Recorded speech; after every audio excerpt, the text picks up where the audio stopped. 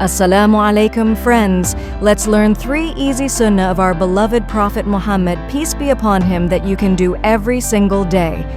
Number 1. Using miswak or brushing your teeth before Salah.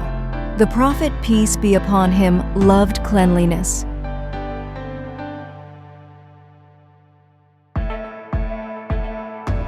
Number 2. Say Bismillah before you eat. It brings blessings and reminds us that food is from Allah.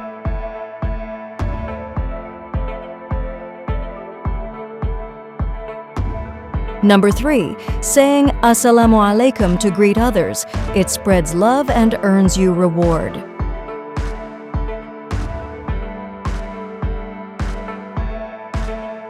These small sunnahs are powerful.